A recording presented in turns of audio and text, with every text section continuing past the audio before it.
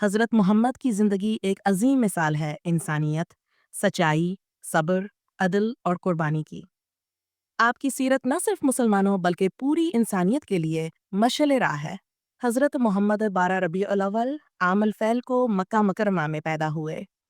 آپ کے والد عبدال آپ کی پیدائش سے پہلے ہی وفات پا گئے تھے۔ آپ کی والدہ آمنہ نے آپ کی پرورش کی، لیکن جب آپ کی عمر 6 برس کی ہوئی تو وہ بھی انتقال کر گئیں۔ اس کے بعد آپ کی پرورش آپ کے دادا عبد المطلب اور پھر چچا ابو طالب نے کی۔ بچپن سے ہی آپ سچائی، دیانتداری اور نرمی کے پیکر تھے۔ لوگ آپ کو الامین اور الصادق کے لقب سے پکارنے لگے۔ آپ نے کبھی جھوٹ نہیں بولا، کبھی ظلم نہیں کیا اور ہمیشہ کمزوروں کا ساتھ دیا۔ جوانی میں آپ نے تجارت کا پیشہ اپنایا۔ آپ کی دیانتداری نے حضرت خدیجہ رضی اللہ عنہا کو بہت متاثر کیا، جنہوں نے بعد میں آپ کو نکاح کا پیغام بھیجا۔ حضرت خدیجہ ایک مالدار اور معزز خاتون تھیں۔ نکاح کے وقت حضرت محمد کی عمر 25 سال اور حضرت خدیجہ کی عمر 40 سال تھی۔ آپ دونوں کی زندگی محبت، اعتماد اور سکون کا نمونہ تھی۔ 40 سال کی عمر میں حضرت محمد کو غار حرا میں پہلی وحی نازل ہوئی۔ حضرت جبرائیل علیہ السلام نے آپ کو اقرأ کا حکم دیا۔ آپ پر اس وقت خوف طاری ہو گیا، لیکن حضرت خدیجہ نے آپ کو حوصلہ دیا اور ورقہ بن نوفل کے پاس لے گئیں، جنہوں نے تصدیق کی کہ یہ وہی فرشتہ ہے جو پہلے انبیاء پر نازل ہوتا رہا ہے۔ اس کے بعد آپ نے خاموشی سے دعوت اسلام کا آغاز کیا۔ پہلے آپ نے قریبی رشتہ داروں اور دوستوں کو دعوت دی۔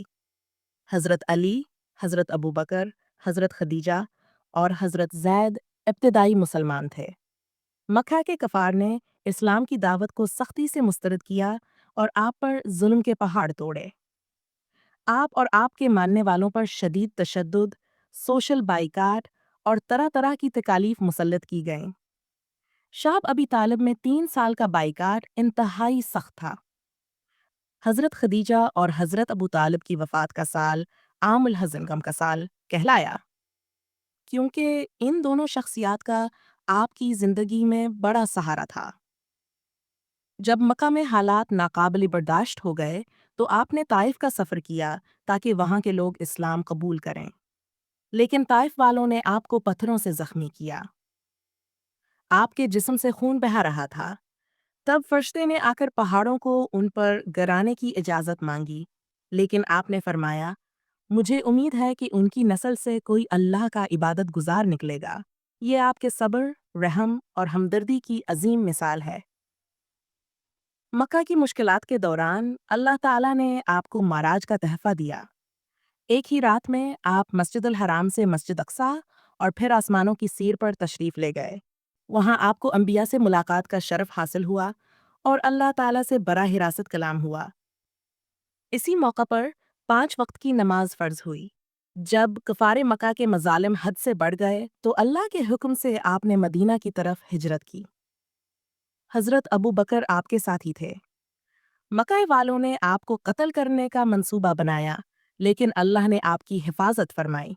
مدینہ میں مسلمانوں کو امن و سکون ملا، اور آپ نے میثاق مدینہ کے تحت ایک ریاست کی بنیاد رکھی جس میں مسلمانوں، یہودیوں اور دیگر قبائل کے درمیان امن و امان کے اصول طے کیے گئے۔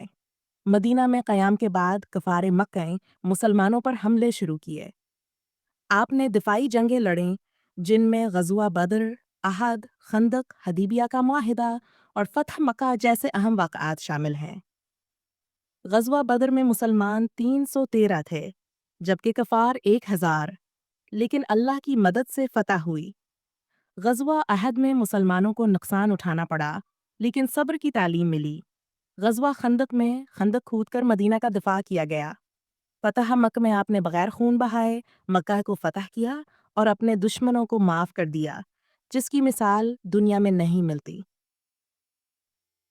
آپ نے ہمیشہ عدل، رحم، سچائی، صفائی، مساوات، عورتوں کے حقوق، غلاموں کی آزادی اور معاشرتی انصاف کی تعلیم دی۔ آپ نے فرمایا، بہترین انسان وہ ہے جو دوسروں کے لیے بہتر ہو۔ تم میں سے بہتر وہ ہے جو اپنے گھر والوں کے ساتھ اچھا ہو۔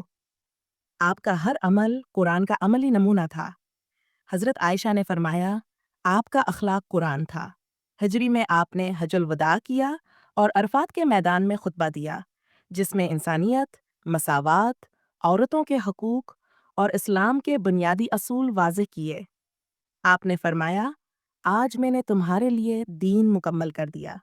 ہجری ربیع الاول میں آپ بیمار ہوئے اور 12 ربیع الاول کو دنیا سے پردہ فرما گئے۔ آپ کا وصال حضرت عائشہ کے حجرے میں ہوا۔ حضرت محمد کی زندگی ایک کامل انسان کی زندگی ہے۔ آپ نے جہالت کو علم سے، نفرت کو محبت سے، ظلم کو عدل سے اور کفر کو اسلام سے بدل دیا۔ آپ کی سیرت آج بھی انسانیت کے لیے رہنمائی کا سب سے بڑا سرچشمہ ہے۔